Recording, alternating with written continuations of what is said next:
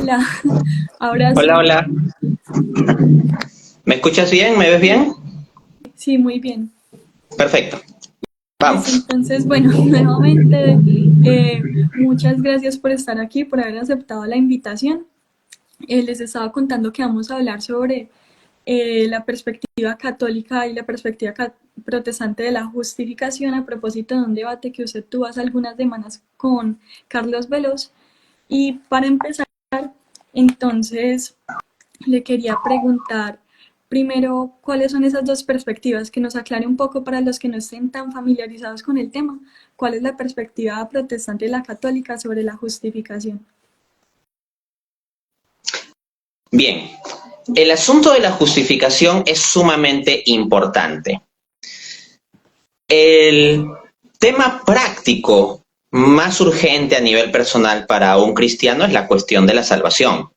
El asunto de si nos salvamos o no nos salvamos no es un tema Claro. menor. La justificación se asocia a la cuestión de la salvación y eso ya implica una importancia bastante grande.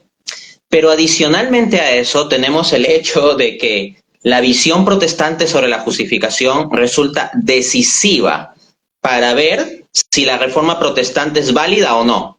Y esto no porque lo diga Dante Urbina, sino que el propio Martín Lutero en su comentario a los Gálatas decía, si perdemos la doctrina de la justificación, lo hemos perdido todo. Entonces, es un tema crucial esta diferencia, no es un asunto menor. Pues bien, indicado eso, por supuesto que hay puntos de coincidencia entre católicos y protestantes sobre el asunto de la justificación. Por ejemplo, ambos afirmamos que la justificación es por gracia, ambos afirmamos que la justificación es por la fe, ambos afirmamos que Cristo es fuente de nuestra justificación. ¿En dónde estriba la diferencia? Primero, entendamos qué significa justificación. Fundamentalmente, justificación en el contexto bíblico se asocia muy cercanamente a santidad. Así, por ejemplo, nosotros nos encontramos que en Mateo 1:19 se nos dice que José era un hombre justo. En Lucas 1:6 se nos dice que Isabel y Zacarías eran justos ante Dios y se conducían intachablemente en todos los preceptos del Señor. En Génesis 6:9 se nos dice que Noé, varón justo, era perfecto en su generación. Entonces eso, nosotros podemos pensar en la justicia, cuando escuchamos la palabra justicia se nos ocurre como una balanza, ahí de repartir justamente, por ejemplo, o se nos ocurre como que hay que repartir una torta en partes iguales para todos los que estén presentes. Pero repito, en el contexto bíblico, el término justicia se asocia más cercanamente a la santidad, ¿no? Claro. Dicho eso, entonces, la justificación es el ser declarados justos ante Dios. Pero en la visión católica, donde sostenemos una justicia intrínseca o infusa, yo utilizo estos términos técnicos, luego voy a tratar de explicarlo de modo sencillo. Es un poco mi estilo, utilizar términos técnicos y luego tratar de explicarlo sencillo. En la visión católica de justificación intrínseca o infusa, Dios nos declara justos, pero Él es tan grande, tan amoroso, tan bueno, que en ese mismo hecho de declararnos justos, también nos hace realmente justos. A mí me gusta conectarlo con Génesis 1:3, donde Dios dice, hágase la luz. Entonces Dios declara que haya luz. Cuando Dios declara que haya luz, ¿es simplemente que en realidad hay oscuridad, pero Dios como que considera que hay luz? No, Dios no se autoengaña, no es que imputa ficticiamente luz ahí donde en realidad hay oscuridad, no. Cuando Dios dice, hágase la luz, cuando Dios declara, realmente se hace la luz. Del mismo modo, cuando Dios nos declara justos, realmente nos hace justos. Infunde gracia salvífica realmente en nosotros. Dicho eso, entonces, entendido que esto es la justificación, pues tenemos que en la visión católica sostenemos que la justificación se da por fe y obras. En la visión protestante se sostiene que la justificación es solamente por la fe. Entonces, el punto de diferencia entre católicos y protestantes no es la justificación por la fe. Yo como católico creo en la justificación por la fe. En lo que no creo es que toda la justificación se resuelve solamente por la fe, que es la postura protestante. Por tanto, cuando salen protestantes a citarme triunfalistamente pasajes como Romanos 5:1, donde dice, habiendo sido justificados por la fe, tenemos paz ante Dios en Jesucristo nuestro Señor. Y me dicen, jajaja, Dante, mira acá, Romanos 5:1 dice la justificación por la fe. Yo digo, y yo también creo en la justificación por la fe.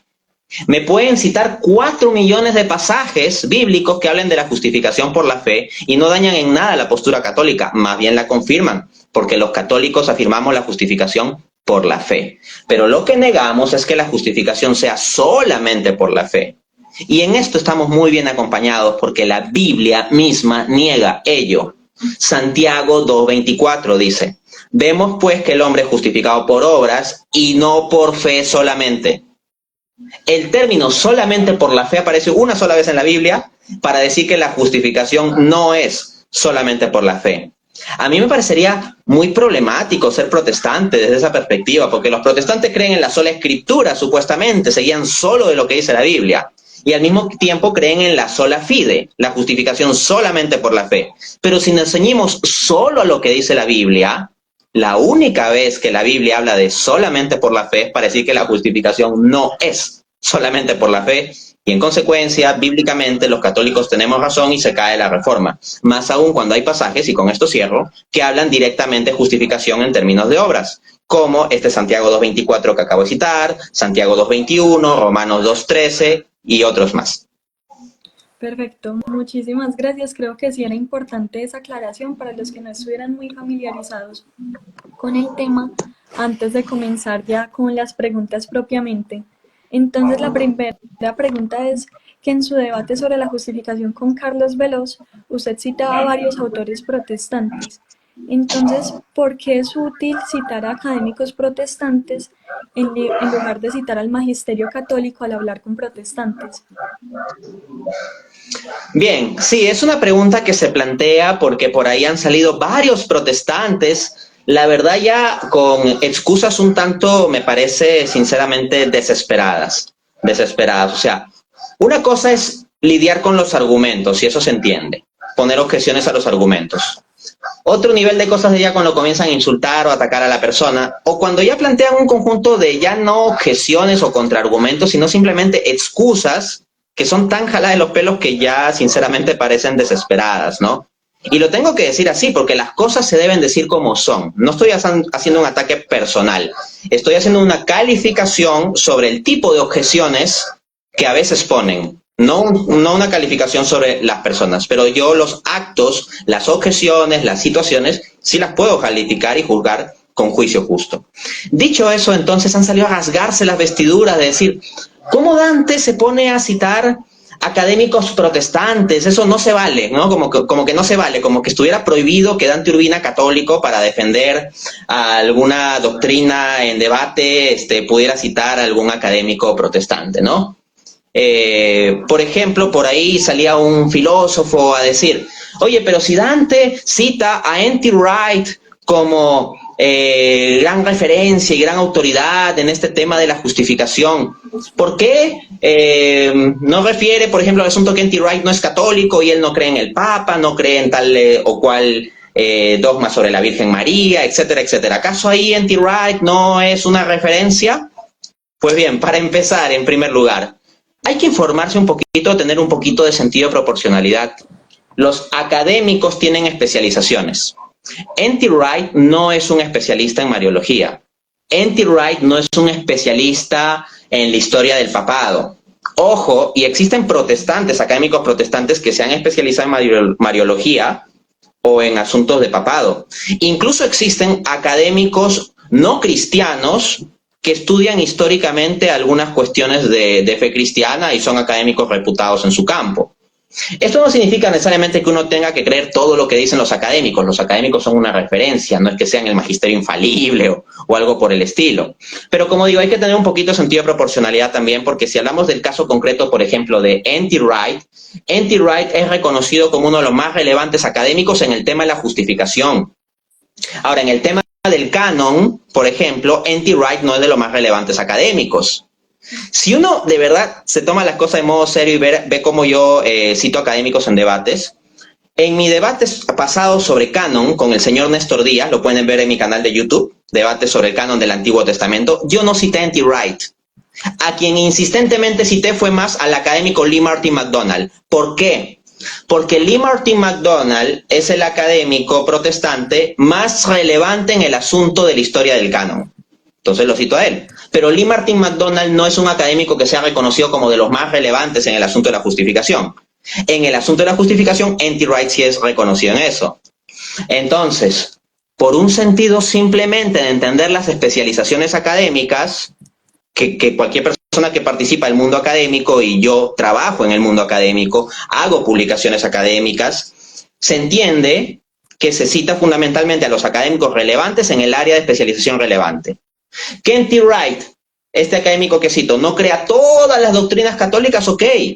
Que tenga ciertas afirmaciones sobre el asunto de justificación que no coincidan exactamente con todo lo que decimos los católicos sobre la justificación, ok. Yo no estoy diciendo que haya que coincidir en todo.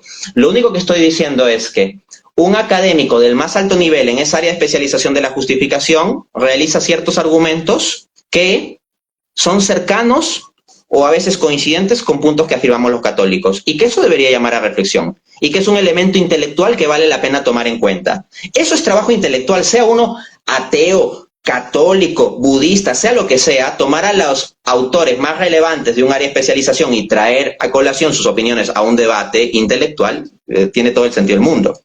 Pero quiero hacer unas rápidamente, así velozmente nomás, unas precisiones sobre esta observación de que, Dante Urbina no puede citar académicos protestantes. Miren, me parece que luego de mis debates está sucediendo que algunos protestantes llegan a unos extremos que ya ni saben qué criticar.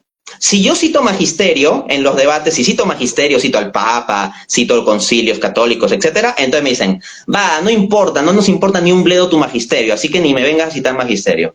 Yo digo, ok, no puedo citar magisterio. Entonces les cito académicos protestantes. Y me dicen, esos académicos protestantes no son nuestro magisterio, nosotros no tenemos que doblegarnos a lo que esos académicos digan. Y digo, ok, ya no puedo citar académicos protestantes. Bueno, les citaré académicos católicos. Y entonces me dicen, eso no vale, porque ya se sabe que los académicos católicos van a decir las cosas católicas. Sí. Entonces yo digo, bueno, ya no puedo citar académicos católicos, citaré padres de la iglesia. Cito padres de la iglesia y dicen, es que los padres de la iglesia eran hombres falibles que se contradecían entre sí. Como por ejemplo, Carlos Veló refirió eso en el debate cuando yo le contrapuse las auténticas citas sobre los padres de la iglesia. Entonces, como que no me permiten citar nada, entonces cito Biblia. Cito Biblia. Entonces, les cito la Biblia y ¿saben con qué han salido? Salen a cosas como decir, miren, Dante Urbina inconscientemente en su inconsciente es protestante porque cree en la sola escritura. Si no me creen, pueden buscar en internet, hay por ahí un teólogo que hace ya un poco más de un año me hizo la difamación de que inconscientemente yo creía en la sola escritura porque citaba mucha Biblia o como que citaba pura Biblia. Entonces se ponen tan quisquillosos que al final no puedo citar nada, o sea, ya no puedo citar nada para debate. Eso es absurdo, ¿no? Entonces, esto lleva también a que a veces estos protestantes que critican de este modo caen en unas inconsistencias que ya son absurdas, sinceramente. De nuevo, estoy calificando los malos argumentos, los actos, no las personas. Primero, quieren contraponerme a Papa Francisco, al Magisterio, a Benedicto XVI, etcétera. Me los quieren poner en contra. Y cuando yo cito al mismo Papa Francisco, a Benedicto XVI y al Magisterio para demostrarles que no estoy siendo inconsistente, que estoy en coherencia con esto cuando se los toma completos en lugar de con citas recortadas, entonces salen a decir, pero a mí qué me importa tu Magisterio. Entonces, ¿qué inconsistencia? Traen textos de Magisterio para supuestamente refutarme. Yo los refuto con el mismo Magisterio y dicen, ¿y qué me importa tu Magisterio? Si no les importa, entonces ¿para qué lo traen? Y si van a acusarme que son inconsistentes, tengo el derecho a defenderme con el propio magisterio de tal acusación. En segundo lugar, y con esto presento el segundo punto, ¿no? Miren, precisamente porque los protestantes no tienen un magisterio vinculante, que sea así vinculante para todos, es que es relevante citar a los más importantes académicos. Si un protestante me dice, a mí qué me importa Matthew Thomas, qué me importa Matthew Bates, qué me importa N.T. Wright, qué me importa esos académicos protestantes, Dante, que me está citando, ellos no son mi magisterio infalible. Ok, amigo protestante, si tú no tienes ningún magisterio infalible y gente como Matthew Bates o N.T. Wright son académicos protestantes del más alto nivel que han estudiado estas cosas a fondo, te pregunto, una persona que quiere investigar sobre el asunto, en ceteris paribus, o sea, poniendo todo lo demás de lado, en principio, ¿a quién debería prestarle más oído? ¿A ti con tu interpretación particular, señor protestante X, o a N.T. Wright, que es uno de los académicos protestantes más relevantes del campo del tema de la justificación? Entonces, precisamente porque no tienen un magisterio, es que con más razón debemos prestar más oídos a aquellos que tengan más créditos académicos.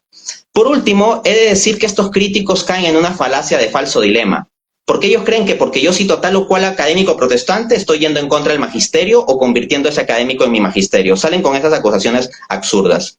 Nada más falso. Como católico, mi fe corresponde a los contenidos definidos por el magisterio católico. Luego, que yo en mi trabajo apologético puedo utilizar a ciertos autores protestantes que han realizado ciertos aportes académicos para defender eso, no es problema, porque eso que estoy defendiendo no es la autoridad del invento de tal o cual académico protestante. No, lo que estoy defendiendo es el depósito de fe del magisterio, ese es el contenido, y luego instrumentalmente se puede echar mano de tal o cual académico. Y para cerrarlo con un ejemplo. Salió por ahí, por ejemplo, un apologeta protestante a acusarme del absurdo de que porque yo cito la visión del académico protestante Matthew Bates de que la palabra griega para fe, pistis, significa predominantemente fidelidad, en el contexto antiguo, entonces yo estoy contradiciendo al Concilio de Trento. Pero miren, les voy a citar a ese académico protestante y ahora les voy a citar al Concilio de Trento y vamos a ver cómo son las cosas de verdad. Dice el académico protestante Matthew Bates en su libro Salvation by Allegiance Alone, capítulo 4. Durante la Reforma se desarrolló una definición triple de la fe entre los seguidores de Lutero. 1. Notitia, contenido que debe ser aprendido intelectualmente. 2. Ascensus, acuerdo intelectual. Y 3. Fiducia, confianza. Mi afirmación es que fiducia no destaca suficientemente la realidad vivida de la fidelidad. Traduciendo en sencillo, este académico protestante nos está diciendo que la visión que se tuvo en la Reforma protestante en el siglo XVI de lo que significa el término fe no capta suficientemente el elemento de fidelidad, el aspecto vivido de la fe. Pues bien, yo hago referencia a ese académico. Ahora miren lo que dice el Concilio de Trento, 4 siglos antes del nacimiento de este académico, ¿no? Decreto sobre la justificación, canon 12. Si alguno dijere que la fe justificante no es otra cosa que la confianza en la divina misericordia, que perdona los pecados por Jesucristo, o que solo aquella confianza en la que nos justifica sea anatema. Traducido en sencillo, señores, el Concilio de Trento está condenando la idea de que la fe que justifica se pueda entender en términos de una mera confianza o fiducia.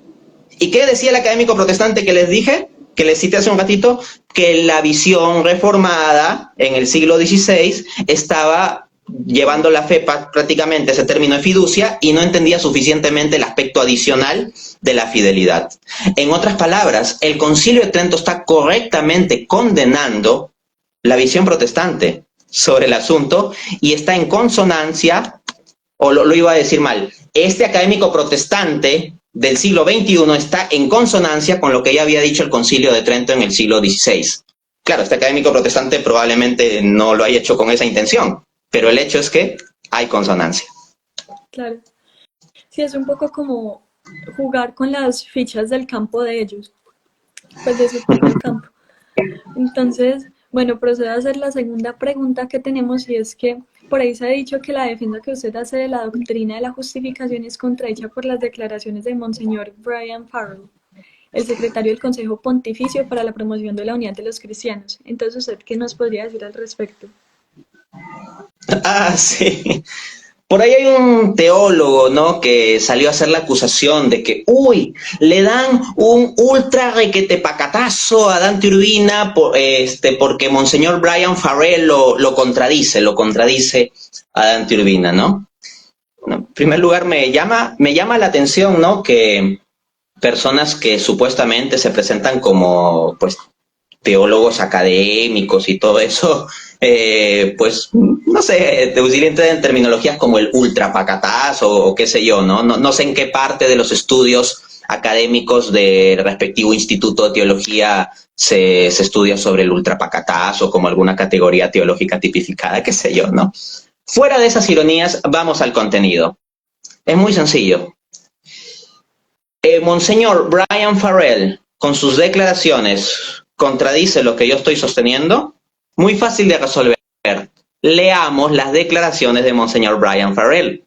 Dice Monseñor Brian Farrell, esto lo cito de la versión italiana actualizada de la Declaración Conjunta sobre la Doctrina de la Justificación, Vatican News, 5 de enero de 2021.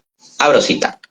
Simplificando mucho la cuestión, la diferencia entre luteranos y católicos, entre protestantes en general y católicos, siempre fue vista como una divergencia sobre el modo en que Cristo nos salva o no salva. Luego apunta, todos, luteranos y católicos, profesamos la misma fe en que Cristo nos salva, por la gracia, en la fe que nosotros tenemos en Él. Y esta gracia nos hace capaces de hacer buenas obras, y por lo tanto, esta controversia fundamental fue superada. Desde entonces estamos haciendo más progresos para superar las divergencias. No todas han sido superadas todavía. Es lo que he venido diciendo. Tal vez el Monseñor Brian Farrell, en un contexto ecuménico, lo dice como en un sentido más propositivo. Yo, en un contexto de debate, pues lo digo como en un sentido un poquito más de controversia y debate, y es eso, es una diferencia de énfasis, pero no hay una contradicción. Comencemos viendo lo siguiente. Monseñor Brian Farrell comienza sus palabras diciendo, simplificando mucho la cuestión. Entonces llama la atención que alguno que se pretende un gran intelectual teológico, etcétera, obvie este detalle. O sea, Monseñor Brian Farrell no está diciendo, uy, acá yo exhaustivamente voy a ver cómo está la diferencia entre católicos y luteranos sobre el tema de la justificación. No, desde el inicio de la cita está anunciando que está simplificando la cuestión. ¿Ok? Punto 1. Punto 2. Que la diferencia entre católicos y protestantes muchas veces o continuamente ha sido vista como Cristo, como el modo en que Cristo salva o no salva. Sí, estoy de acuerdo con esa parte de la cita. Luego, cuando dice que luteranos y católicos profesamos la misma fe en que Cristo nos salva, estoy de acuerdo. Tú le preguntas a un luterano, ¿quién te salva? Cristo. Tú le preguntas a un católico que esté informado de su fe, ¿quién te salva? Cristo. Entonces, en eso estamos de acuerdo. Yo nunca he negado eso. En mi mismo debate con Carlos Veloz dije, Cristo es el que me justifica. Yo no tengo problema con eso. Luego dice, por la gracia. Desde el comienzo de esta entrevista, y siempre lo he dicho, somos salvos por gracia. Yo no niego que la salvación sea por gracia. Luego dice, en la fe que nosotros tenemos en Él. Al comienzo de esta misma entrevista he precisado que los católicos creemos en la justificación por la fe. Pero ¿sabes qué falta en toda la cita que he leído? Falta el término solo. En ningún momento dice solamente por la fe. Entonces, ¿a qué fui yo a debatir? ¿Fui a debatir acaso si Cristo nos salva o si la salvación es por gracia o por fe? No. Lo que yo fui a debatir es si la salvación es solamente por la fe.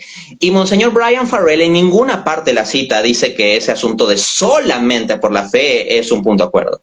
De hecho, al final de la cita dice que no todas las divergencias han sido superadas. Entonces hay puntos de divergencia y puntos legítimos para debate y por lo tanto, no sé, o sea, critican sin entender o critican por criticar o no sé ya qué habrá detrás, ¿no? Pues eso, ¿no? Ahora, en estos puntos de divergencia, pues es que se plantean debates, ¿no? Hay otros puntos de coincidencia y ahí no hay necesidad de debate. Luego, en cuanto a que esta afirmación de Monseñor Brian Farrell de que la gracia nos hace capaces de las buenas obras, podría salir ahí el teólogo protestante a regodearse y decir, eso es lo que decimos los protestantes, la gracia nos hace capaces de buenas obras. Y yo digo, y los católicos también afirmamos eso. Yo en mi discurso de apertura, en mi debate con Carlos Veloz, desde el comienzo dije, estoy hablando de las obras del amor en el orden de la gracia, o sea que son habilitadas por la gracia.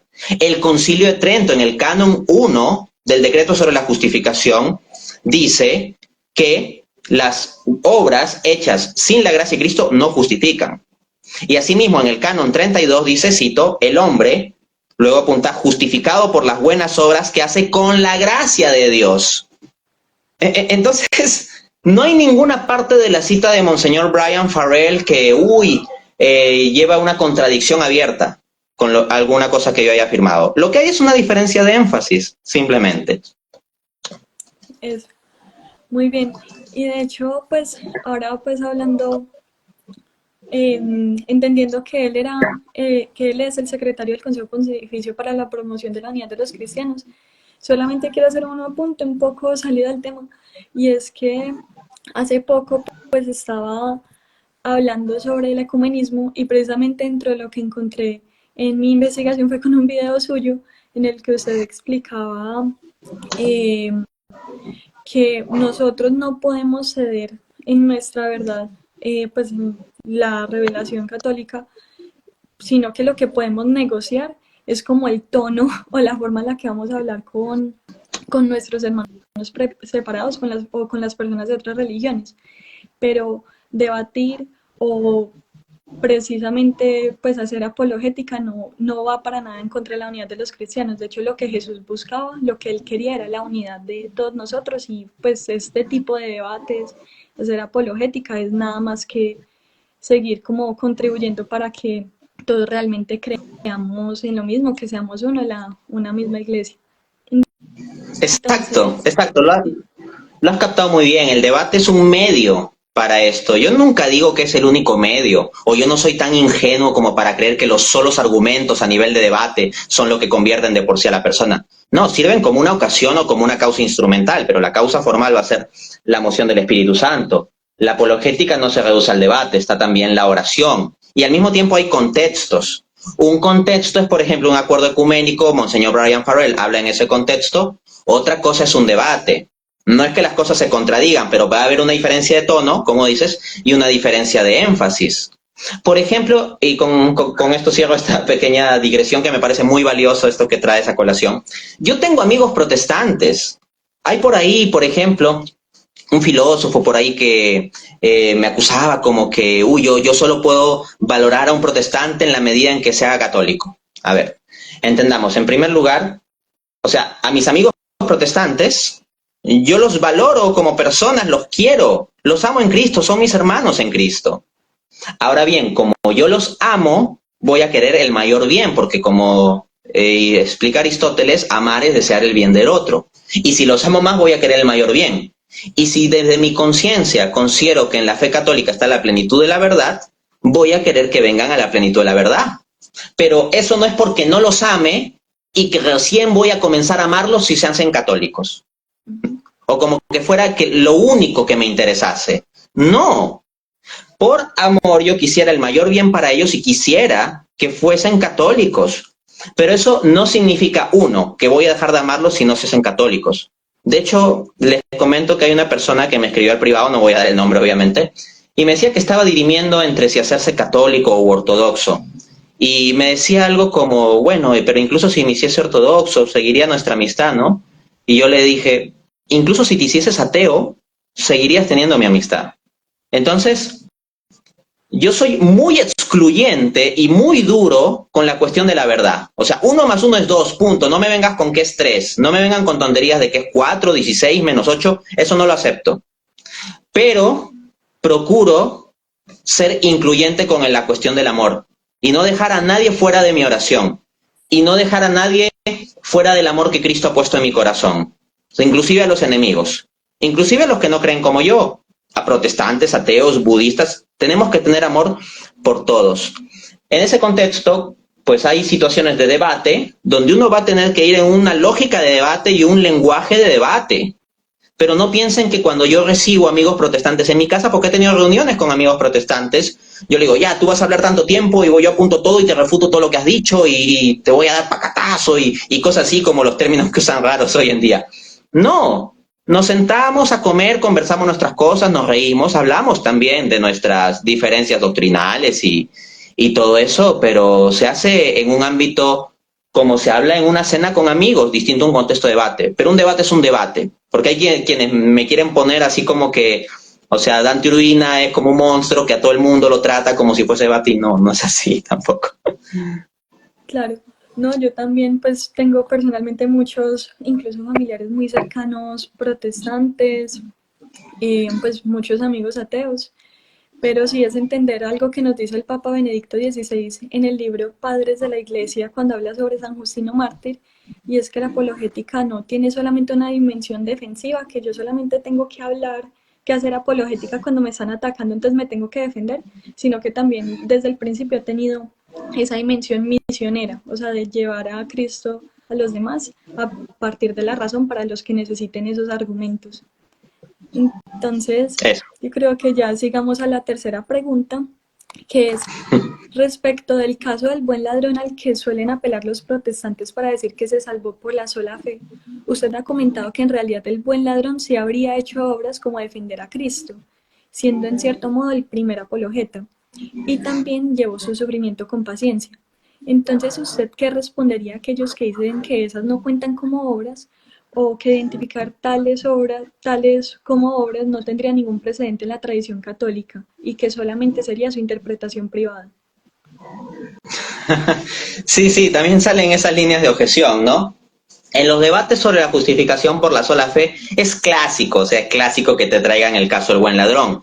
Y te dirán, pues mira, el ladrón se salvó solo por creer en Jesús porque es absolutamente obvio que no hizo ningún tipo de obra y como no hizo ningún tipo de obra, lo único que podía hacer era tener fe y con eso se salvó y punto.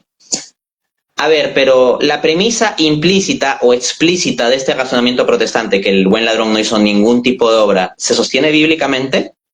Vamos a Lucas 23:41.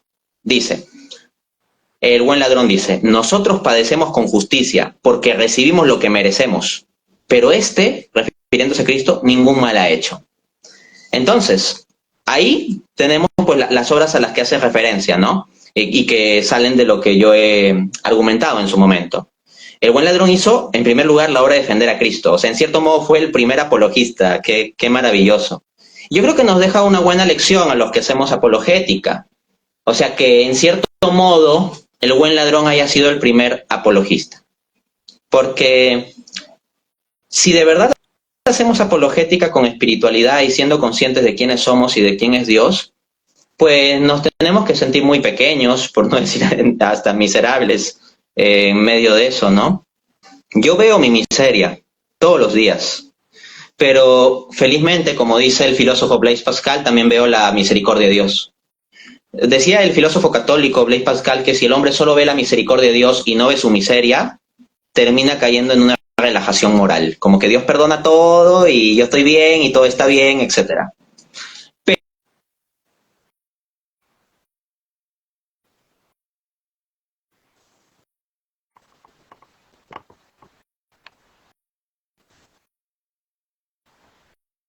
Todo lo pecador y miserable que soy, etcétera.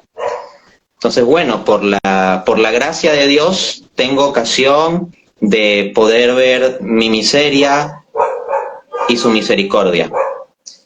Entonces, muchas veces en mi apologética me siento como el ladrón en la cruz. O sea, hay cosas malas que yo he hecho, que tengo mis fallas, que tengo mis pecados, que le he fallado a Cristo. Pero aún así, en medio de mi insuficiencia, puedo decir, ningún mal ha hecho. Cristo es el Cordero puro, el Cordero sin mancha, el Cordero Dios que quita el pecado del mundo, Juan 1:29. Puedo proclamar eso. Aunque yo tenga mis manchas, puedo proclamar que Él es el Cordero sin mancha. Dicho eso, entonces, sí, efectivamente, sostengo que el buen ladrón en la cruz hizo la obra de defender a Cristo y en cierto modo fue el primer apologista.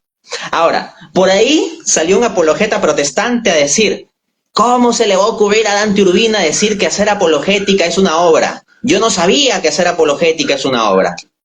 Y yo le pregunto, oiga, si usted es un apologeta protestante y dice que hacer apologética no es una buena obra, entonces ¿en qué quedamos? ¿Es una mala obra? Porque es evidente que hacer apologética es una obra, eso es evidente. Entonces, si no es una buena obra, entonces es una mala obra y entonces usted está obrando mal al hacer apologética, o es una obra indiferente como estornudar o rascarse la nariz. Vamos, no, hacer defensa de la fe es una buena obra, es un modo de confesar a Cristo ante los hombres, y el propio Jesús lo valora en esos términos. Mateo 10:32. Todo el que me confiese delante de los hombres, yo también lo confesaré delante de mi Padre que está en los cielos. Esa es la obra que hizo el buen ladrón. Estaba ahí crucificado y reconoció a Cristo como rey. Recuérdame cuando vengas en tu reino. Y lo proclamó como inocente. El rey inocente. El rey del reino de los cielos, inocente, que muere en la cruz. Eso está proclamando el buen ladrón. Entonces se está poniendo de parte Cristo delante de los hombres. Está haciendo esa obra. Ahora, alguno dirá, ah, sí, pero Dante Urbina aquí viene con su interpretación privada, Dante Urbina es desobediente a su magisterio y no sé cuánto, ¿no? O sea, los protestantes, no siendo capaces de refutarme bíblicamente, entonces vienen a decir, no, es que Dante es desobediente a su magisterio y está inventando su interpretación privada de la Escritura. No. Juan Pablo II, Papa Juan Pablo II, en su homilía por la solemnidad de Jesucristo, Rey del Universo, el 22 de noviembre de 1998, dice, abro cita, el buen ladrón crucificado con Jesús de algún modo llegó al corazón de esta verdad. De hecho, en un cierto sentido, él se convirtió en un profeta de este reino eterno, cuando, colgado en la cruz, dijo, Jesús, recuérdame cuando vengas en tu reino. Lucas 23:42. Entonces, lo que yo digo hasta que se queda modesto, porque estoy siendo el primer apologista en cierto modo. Papa Juan Pablo II está diciendo que en cierto modo se convirtió en un profeta. Entonces no me vengan a decir que yo estoy haciendo una visión que no tiene un anclaje en el magisterio. Primero hay que informarse antes de hablar, como dice el libro deuterocanónico de Eclesiástico 18-19. Antes de hablar, infórmate. De otro lado, vamos con la segunda obra que se mencionaba. La obra de llevar su sufrimiento con paciencia. Entonces, por ahí un apologeta protestante escuché que apeló al absurdo de decir que esa obra no cuenta porque el mal ladrón también tuvo que llevar su sufrimiento con paciencia. Tanto el buen ladrón como el mal ladrón, los dos tenían que llevar su sufrimiento con paciencia porque no podían bajarse de la cruz. ¡Falso! Eso es no entender el punto más mínimo. Físicamente sí, los dos estaban pegados a sus respectivas cruces, no podían bajarse, ok. Pero yo no estoy hablando de la situación física, sino de la disposición espiritual. El mismo sufrimiento físicamente de ambos, de estar atados, pegados, clavados a sus respectivas cruces, no es la diferencia. La diferencia es la actitud. El buen ladrón dice, sufrimos esto con justicia porque recibimos lo que merecemos. Eso es llevar su sufrimiento con humildad, resignación, paciencia. No es una obra física, porque tenía las manos atadas, pero sí es ciertamente una obra espiritual del corazón, obra que el mal ladrón no hizo, porque no lleva su sufrimiento con ese tipo de disposición. Entonces los dos ladrones estaban en la misma situación física, pero en distinta disposición espiritual y tenían distintas obras espirituales. Y de nuevo saldrán a decir, Dante Urbina viene con su interpretación privada, Dante Urbina se está inventando cosas de su propia mente y no tiene absolutamente ningún antecedente en la tradición católica. Repito, infórmense antes de estar acusando tan a la ligera. Dice San Luis María Griñón de Montfort en su carta circular a los amigos de la cruz, numeral 33, abro cita. Tengan presente estos versos. Escógete una cruz de las 3 del Calvario. Escoge sabiamente porque es necesario padecer sabiamente o como penitente, o como sufre un réprobo que pena eternamente. Padecer sabiamente es Cristo. Padecer como penitente es el buen ladrón. Como un réprobo que pena eternamente, el mal ladrón. Esto es comentario mío. Vuelvo a citar lo que dice justo a continuación este santo. El santo del siglo XVIII, por si acaso. O sea, es parte de la tradición. Es decir, que si no quieren sufrir con alegría como Jesucristo, ni con paciencia como el buen ladrón, tendrán que sufrir como el mal ladrón a pesar suyo. Entonces ya lo tienen. Lo que estoy diciendo no es algo que yo me inventé ahí yendo en el bus a mi trabajo o entre gallos y medianoche, ¿no? Tiene su asidero en la tradición católica. Claro, más claro, imposible. Entonces, bueno, la cuarta pregunta que tenemos por aquí es, ¿usted qué le respondería a aquellos protestantes que para criticarlos se escudan en sus supuestos conocimientos de griego y hasta llegan a decir cosas como que usted no puede criticar la doctrina de la sola fide porque Lutero y Calvino eran expertos en griego y entonces sí sabían lo que hacían cuando proponían esa doctrina? A ver. Yo entiendo que hay ciertas habilidades intelectuales, académicas o ciertas herramientas que tienen su utilidad. Por ejemplo, es útil el saber inglés. Es útil el poder comprar libros académicos. Es útil el poder acceder a libros de patrística. Es útil saber griego. Es útil saber hebreo, arameo. Es útil conocer filosofía, etcétera. Hay distintas habilidades. Pero no puede caerse en un fetichismo de tal o cual herramienta o habilidad. Eso es absurdo. Entonces, hay algunos apologetas protestantes que caen en una suerte de fetichismo del griego o de la gramática, que pretenden que con el griego y la gramática ya lo máximo y se puede resolver todo y que es el non plus ultra. No, por favor. Y sí, efectivamente, yo escuché a un apologeta protestante que llegó a una afirmación tan absurda de este extremo, ¿no? De decir como que, bueno, Lutero, Calvino sabían lo que hacían porque eran expertos en griego al proponer la sola fe, Dante Urbina no es un experto en griego, entonces, pues ya está, Dante Urbina no se le puede creer y a Lutero y Calvino sí tenemos que prestarle oídos porque ellos eran expertos en griego. Bien, voy a ofrecer no una ni dos, sino 4 refutaciones a tal tipo de absurdo argumento. Primero, esa lógica se autorrefuta. Miren, si se dice que uno no sabe nada por rechazar una doctrina que afirmaban Lutero y Calvino, apelando a que ellos supuestamente eran expertos en griego, eso termina volviéndose en contra de esos mismos protestantes que afirman tal cosa. ¿Saben por qué?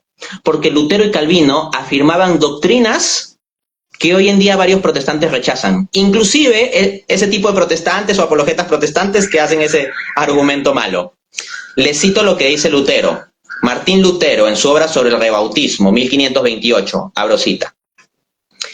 Si el bautismo de infantes no fue correcto, se seguiría que por más de 2000 años no hubo bautismo ni cristiandad alguna, lo cual es imposible. Lutero está afirmando que es válido el bautismo en niños. Increíble. Entonces, ¿qué hacemos, señora apologeta protestante? Decimos que como Lutero sí sabía lo que hacía y sabía griego, y Lutero está defendiendo el bautismo de niños, entonces hay que creerle a Lutero y a usted no, porque usted rechaza el bautismo de niños, ¿ah? Asimismo, dice Juan Calvino en su obra Institución de la Religión Cristiana, libro 4, capítulo 16, numeral 8.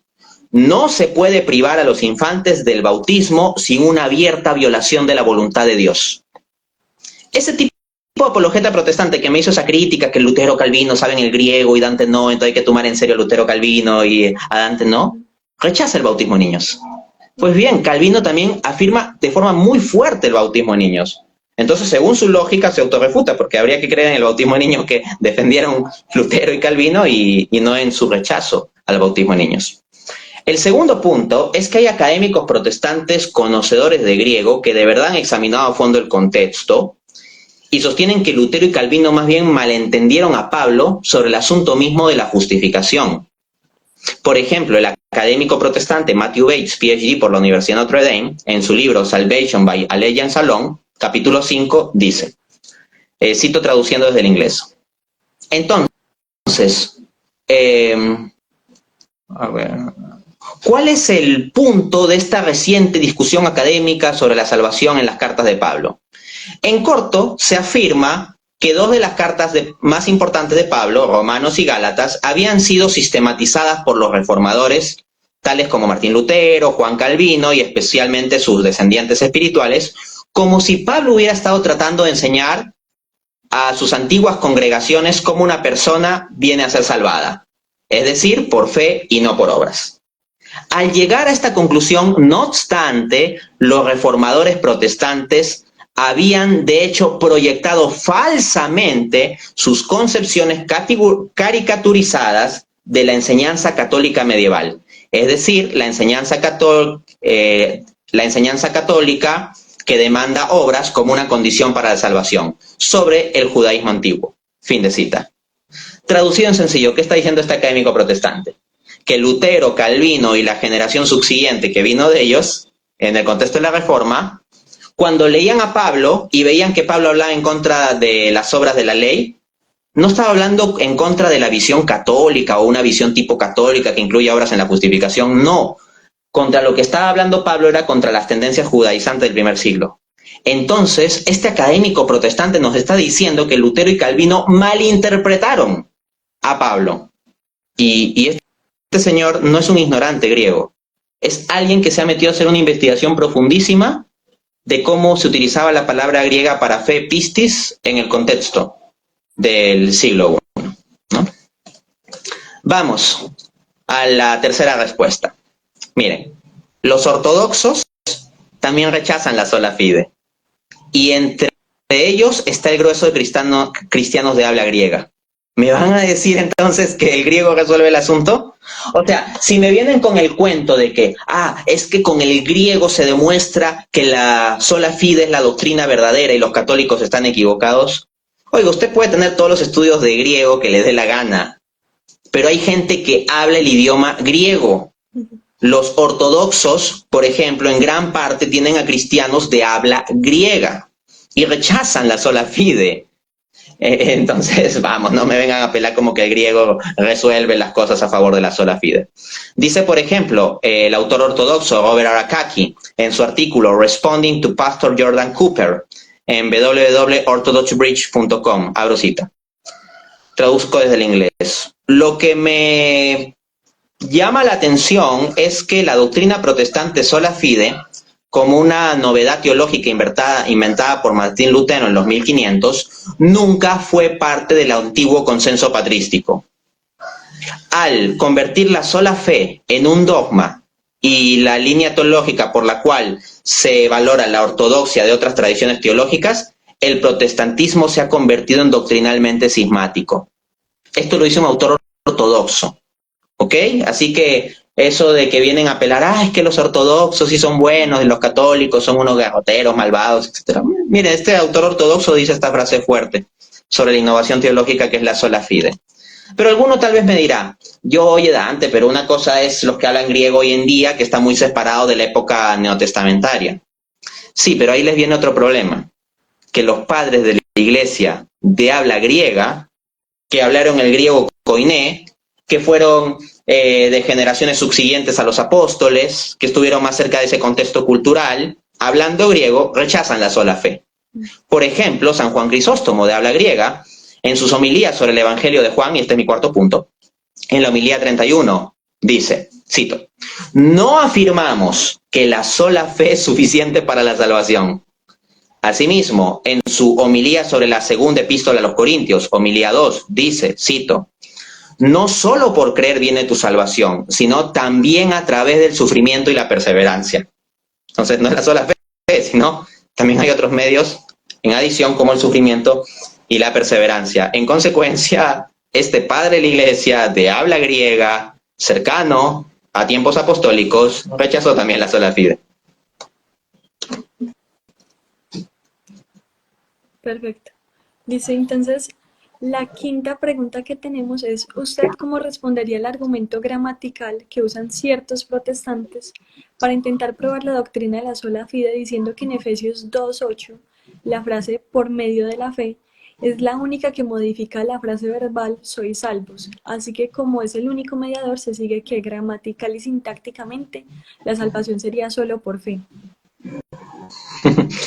Sí, ¿no? Hay dentro de este fetichismo de la gramática, la sintaxis, la morfosintaxis, ¿no? A veces se utilizan términos rimbombantes como para sorprender a algunos, el análisis morfosintáctico, pluperfecto, neurolingüístico, etcétera. No, o sea, uno puede utilizar todas las herramientas que le dé la gana, pero si comete falacias lógicas, sus conclusiones no se siguen, ¿ok? Entonces, sí, está bien, hay que hacer análisis morfosintáctico, estoy de acuerdo, pero si cometen falacias, no van a llegar a buenas conclusiones. Y ese tipo de argumento gramatical comete una falacia non sequitur. Miren, el texto de Efesios 2:8 dice que somos salvos por medio de la fe. Entonces se toma el texto y dice, mire, el único modificador de salvos es por medio de la fe, entonces es el único medio, y gramaticalmente como es el único medio, entonces ya es la sola fe. Qué curioso la cantidad de malabares gramaticales que tienen que hacer en vista de que ni una sola vez en la Biblia se habla de la sola fe para justificación. La única vez en la Biblia que se habla de sola fe es para decir que no justifica Santiago 2:24. Entonces tienen que entrar a malabares gramaticales. Pero miren, Efesios 2:8 simplemente demuestra la justificación por la fe. Ese texto te dice que somos salvos por fe, estoy de acuerdo. Como católico creo en la justificación por la fe, pero no dice la sola fe. No dice que toda la justificación esté resuelta por la sola fe. Inferir esto último sería como que yo diga en una actuación del nido de mi hija, esa es mi hija. No menciona a nadie más y alguien falsamente por ello infiera que yo digo que solo ella es mi hija cuando también tengo un hijo. O sea, imagínense en el parque, están jugando 3 niñas en el parque, ¿ya? y yo señalo a la niña en medio y digo, esa es mi hija. Entonces, uno de estos genios gramaticales van a agarrar mi frase y van a decir, oye, acá la única referencia, el modificador, el referente del es su hija, entonces se sigue solo su hija. A ver, esa solo es mi hija en referencia con las otras dos, pero eso no quita el hecho de que yo tenga, por ejemplo, mi hijo. Entonces, del mismo modo de que en un versículo concreto se hable de la fe, pues no implica que se excluya todo lo demás. Del mismo modo con que yo señale a mi hija cuando están jugando tres niñas, diga, esa es mi hija, no excluye que pueda tener otros hijos, ¿no? Por otra parte, hay que decir que ese argumento gramatical es una lógica suicida. ¿Por qué? Porque la lógica de ese argumento es apelar a que en ese versículo la frase por medio de la fe es el único modificador de la frase sois salvos. Ya, ok. Si es su argumento, esa lógica se mata a sí misma, porque terminaría probando que la justificación no es por la fe solamente. Se los demuestro. Miren, en Efesios 2:8 dice, sois salvos por medio de la fe. La palabra griega que utiliza para decir por medio de es la palabra griega dia. ¿Saben qué? El apóstol Pablo utiliza exactamente esa misma palabra griega en otro pasaje. Primera de Timoteo 2:5 dice, será salva, habla de salvación, será salva por medio, palabra griega dia, del engendrar hijos, si permanece en fe, amor y santidad. Entonces, si me están diciendo que Efesios 2:8 justifica la sola fe porque el único modificador en el por medio de es la fe, entonces esa lógica se autorrefuta porque en 1 Timoteo 2:15 se pone por medio de engendrar hijos. ¿Cuál es el contexto? Que Pablo nos está diciendo que las buenas madres cristianas, en esa obra de ser buenas madres cristianas, permaneciendo no dice solo en la fe, el amor y la santidad, será salva. Conecta la salvación, qué bello esto, que no cabe en la teología protestante, conecta la salvación a la obra de ser una buena madre, permaneciendo en fe, amor y santidad. Esto es alucinante, esto es muy bello, esto es muy bonito, tal vez salgan protestantes a ridiculizar este tipo de ideas, pero Pablo nos está informando esto y utiliza el término griego dia por medio de, así que tenemos un modificador que ya no es la fe solamente, sino que incluye más cosas. El último punto que quiero señalar en refutación a ese pseudoargumento gramatical es que termina probando demasiado. Porque del hecho de que en un versículo concreto solo se menciona un modificador de la salvación o justificación, entonces se infiere que toda la salvación o la justificación es solo por ese factor, con esa lógica terminan probando la justificación por obras. Se los demuestro. Santiago 2:25 dice, la prostituta Rahab, ¿no fue acaso justificada por obras cuando recibió a los mensajeros y los envió por otro camino? Yo les pregunto, señores genios de la gramática, ¿cuál es el modificador del verbo justificada? Por obras. ¿Hay otro modificador dentro del versículo de Santiago 2:25? No, el modificador es por obras. Entonces, si van a decir que Efesios 2:8 demuestra la sola fe porque el modificador ahí es solamente la fe, con esa lógica absurda, Santiago 2:25 demostraría la salvación solamente por las obras. Obviamente yo no suscribo tal lógica absurda, sino que juntando Efesios 2:8 con Santiago 2:25 diré que la justificación es por fe y obras. Perfecto. Y la última pregunta que tenemos es, ¿usted cómo respondería al argumento de que dado de que en Romanos 5:1 se habla del ser justificado como algo ya en el pasado, ya dado en el pasado, esto significaría que la justificación es un evento que se da solamente una vez y no que es algo que se trata de un proceso? Sí, buen punto. En la visión reformada estándar se plantea que la justificación es un decreto que es en un momento por la sola fe y ya se resuelve todo ahí. Punto. En cambio, en la visión católica de justificación por fe y obras, la justificación es un proceso a lo largo de la vida. Entonces, claro, con este pseudoargumento gramatical sale pues algún listillo de decir, no, es que se habla de la justificación en tiempo pasado, aoristo, no sé cuántos, completo, etcétera, etcétera, y por lo tanto ya está totalmente resuelta. Ese pseudoargumento se cae muy fácil, Porque en la Biblia se habla de la justificación no solo en tiempo pasado, sino en presente continuo y también en futuro. Romanos 5.1, habiendo sido justificados, ¿no?, en el pasado, ¿no? Romanos 3.24, siendo justificados gratuitamente por su gracia. Eso es ya un presente continuo. Romanos 2.13, no son los oidores de la ley, sino los hacedores de la ley los que serán justificados. Tiempo futuro. Y nótese que en ese tiempo futuro se lo vincula a obras, porque ser hacedores de la ley es obrar. El hacedor es el que obra. Entonces te está diciendo los obradores serán justificados. De otro lado, si me van a decir que la justificación no es un proceso porque hay tal o cual pasaje como Romanos 5.1 que lo utiliza en un tiempo pasado o en un tiempo gramatical, no sé cuántos, etcétera. Pues miren, el mismo Pablo en 1 Corintios 6.11 habla de la salvación también, perdón, de la santificación también en tiempo pasado, junto con la justificación.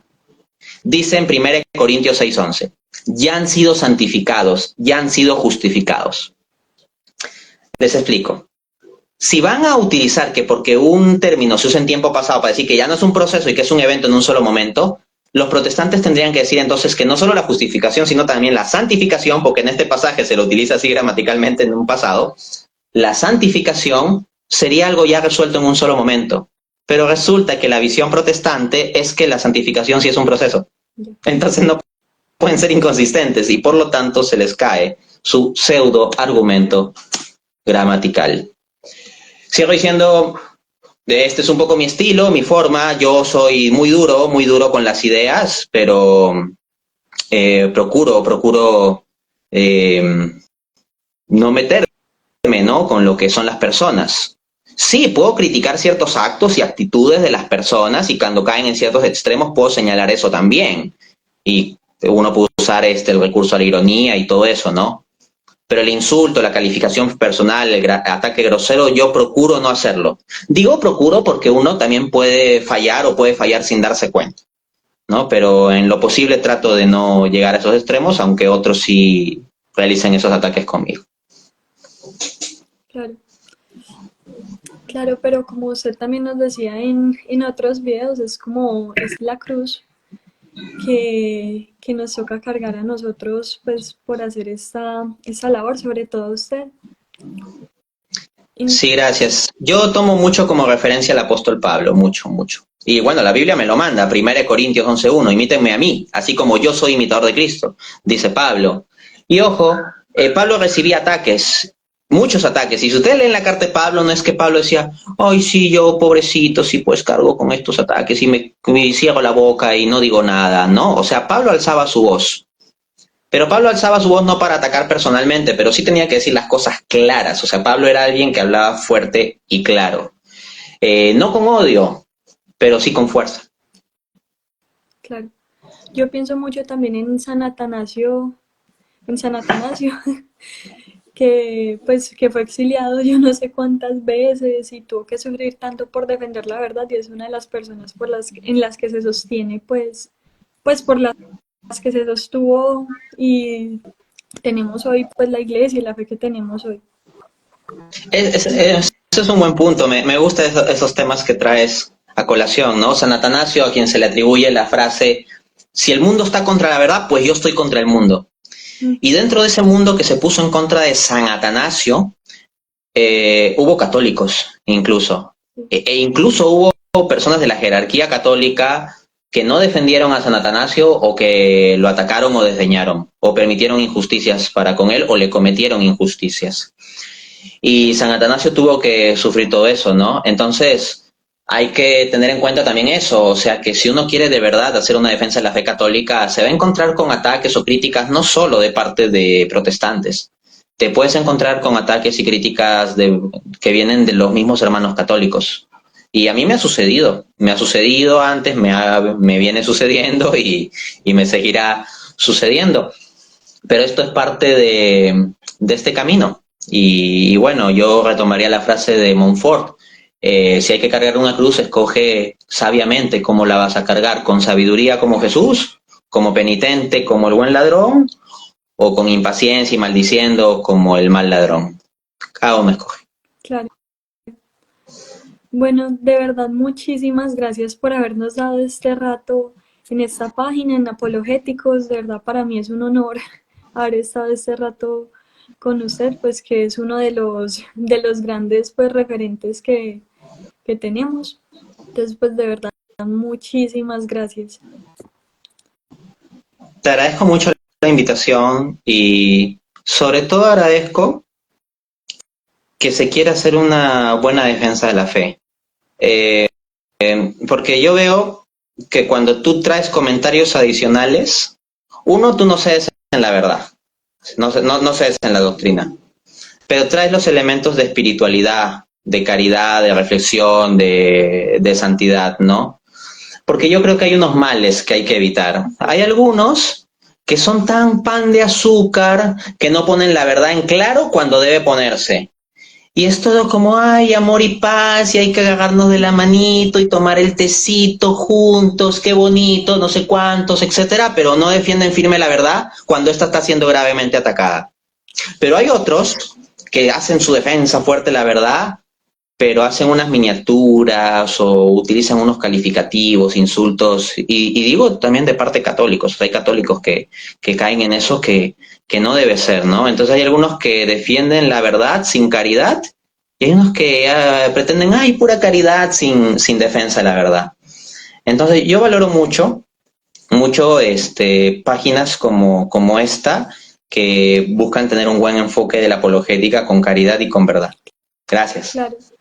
Sí, pues la idea es esa, lo que decíamos ahorita, no hacer apologética para decir que yo tengo la razón, para imponerle mi forma de pensar a los demás, sino lo que usted también decía, o sea, porque a mí Dios me dio una gracia tan grande de conocer lo que era su iglesia, de encontrar pues que este es el camino pues que lleva a la verdadera vida, que yo se lo quiero llevar a la mayor cantidad de personas posible. Entonces de eso se trata. Así es. Entonces, pues sí, de verdad, muchas gracias por el trabajo que usted hace, porque también tiene un impacto gigantesco y y es pues muy, muy bueno y la forma en la que usted se deja usar como un instrumento del Señor, que seguramente también hace muchísimo bien. Bueno, Dios escribe derecho en renglones torcidos. Claro, así es. Bueno, muchas gracias también a todos los que se conectaron